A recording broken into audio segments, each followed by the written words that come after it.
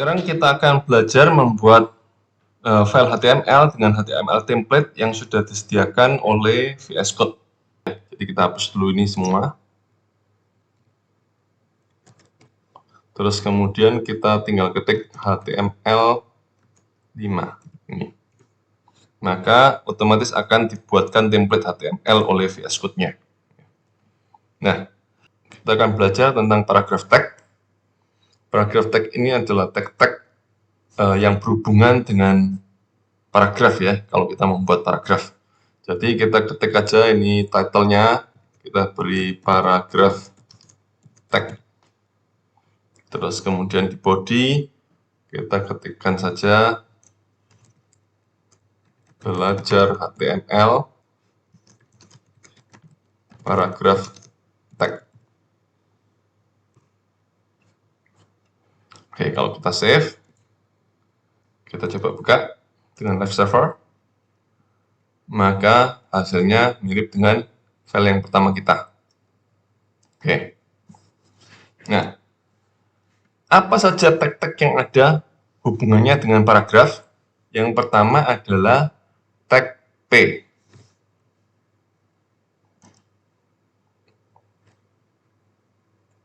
Tag P. Tag P ini singkatan dari paragraf ya. Terus kemudian kalau kita mau ngetik paragraf, untuk biar nggak kita capek-capek ngetik untuk coba-coba ya, kita bisa pakai ketikkan lorem. Maka ini akan otomatis membuatkan sebuah paragraf yang cukup panjang buat kita.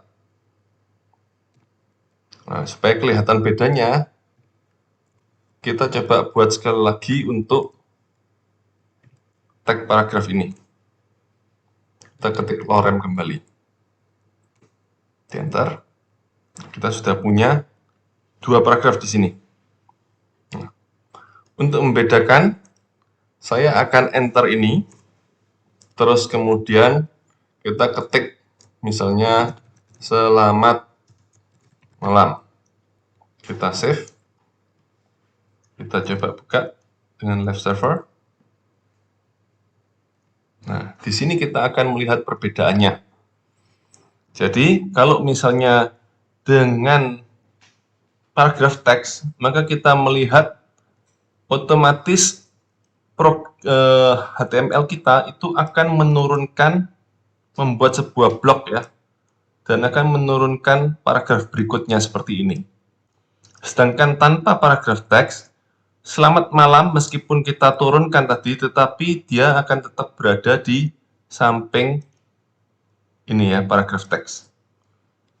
Jadi itu bedanya dengan tag P atau tag paragraf itu dengan kalau misalnya kita cuma sekedar meng-enter.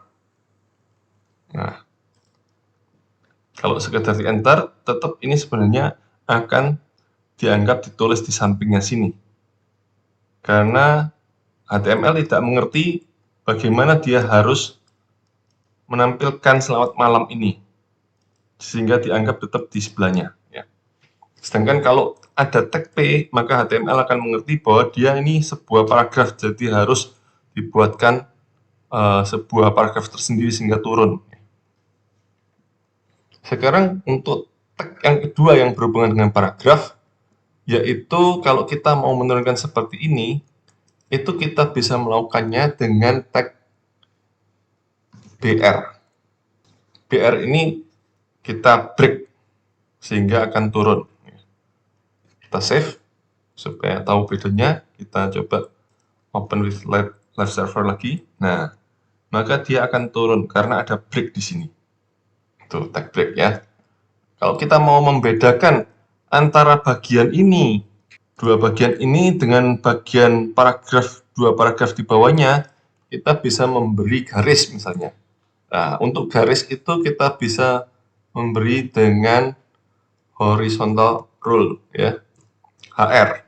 Kita save, kita lihat bedanya. Nah, di sini keluar garis ya yang akan membedakan.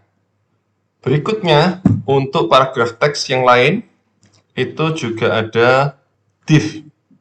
Kalau div ini, itu biasanya digunakan untuk mendefinisikan sebuah division atau section di dokumen HTML.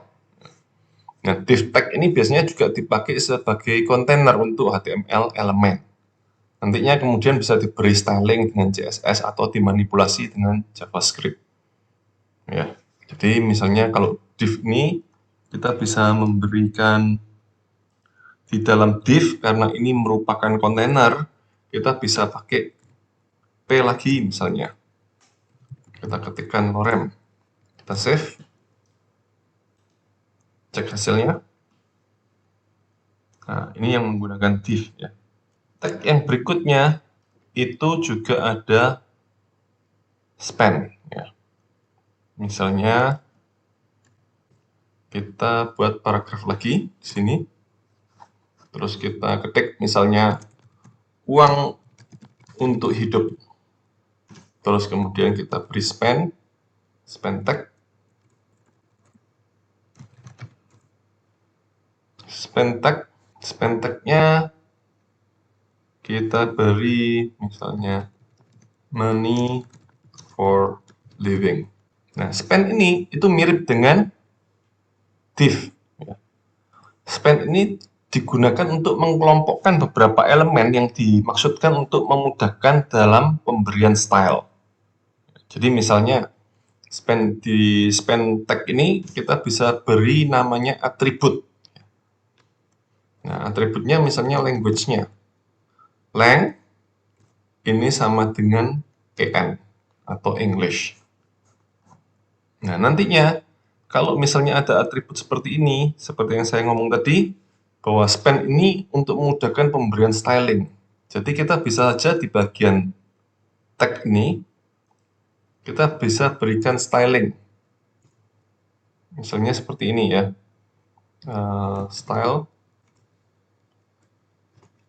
Terus kemudian kita beri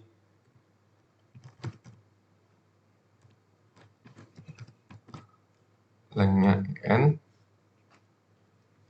Kalau lengthnya en, maka kita beri color-nya blue. Oke, seperti itu. Ya. Ini kalau kita save, kita coba cek hasilnya. Kok nggak jalan? Stylingnya en, kok kena semua ya? Oh, karena ada ini. Kita hapus ini. Kita save. Terus kemudian kita cek lagi. Nah, maka yang biru adalah bagian ini ya. Oke. Itu penjelasan tentang div dan span. Nah, sedangkan untuk tag yang lain yang berhubungan dengan paragraf juga, kita juga bisa menggunakan tag dari HTML sendiri untuk melakukan bold. Ya. Misal, selamat malam. Ini kita mau bold, bisa pakai tag B. Nah, ini kita bisa beri tag B. Ini sama dengan bold ya. Jadi kalau tadi kita menggunakan styling untuk memberi color, ini sebenarnya nanti kita akan belajar di bagian CSS ya. Tapi ini saya beri penjelasan aja supaya kita tahu bahwa span ini bisa kita gunakan untuk memudahkan pemberian styling. Nah, tapi di paragraf teks sendiri sebenarnya kita bisa punya beberapa hal ya. Styling bisa digunakan di sini juga ya untuk melakukan pemberian bold. Fontnya bisa di bold, itu bisa dilakukan di bagian styling ini juga sebetulnya. Tetapi HTML sendiri punya tag-tag untuk bold, itu bisa pakai B seperti ini. Nah, kita coba. Ini hasilnya selamat malam menjadi bold. bold ini juga bisa digantikan dengan tag strong. Nah, seperti ini. Save. Kita coba lagi. Maka hasilnya sama, ya. Jadi antara bold dengan strong itu sama. Terus juga ada tag yang lain yaitu bold, terus kemudian untuk huruf miring kita bisa menggunakan tag I.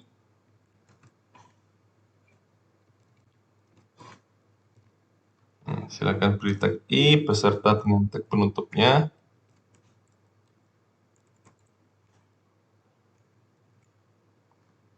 Ini akan menjadi huruf miring, ya. Kita save, kita lihat hasilnya. Nah, ini menjadi huruf miring, ya. I ini juga bisa digantikan dengan EM. Nah, digantikan dengan EM. Atau EM ini emphasis, ya, atau penekanan. Jadinya menjadi huruf miring juga. Kita coba save. Kalau kita cek, hasilnya akan sama.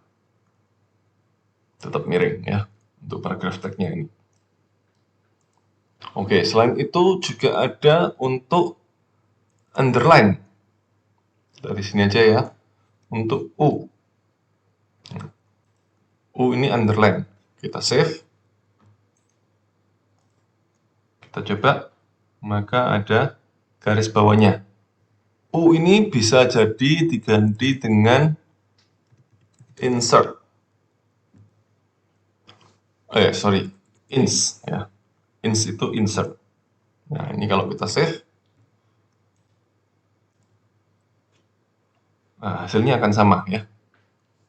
Garis bawah. Terus yang juga sering dipakai yaitu strike. Left server, paragraph text. Nah, untuk strike ini digantikan dengan del atau delete, ya. Jadi kalau ada tag delete, maka ini akan dicoret seakan-akan. Kita save.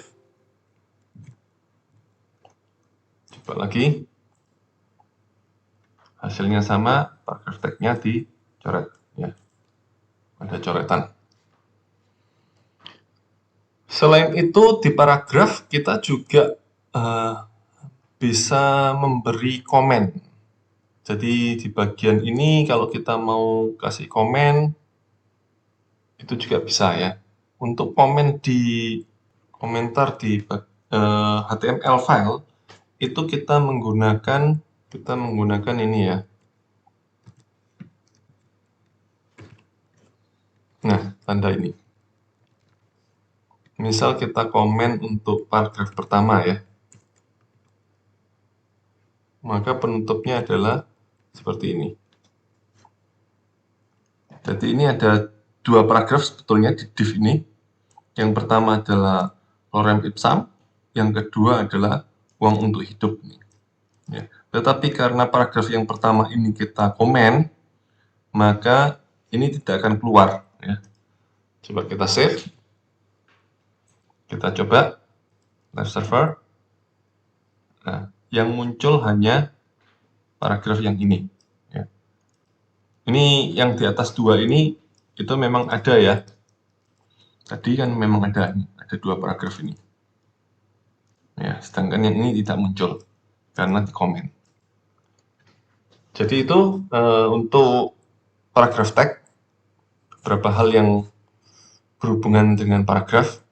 Kita akan lanjutkan untuk heading dan list tag.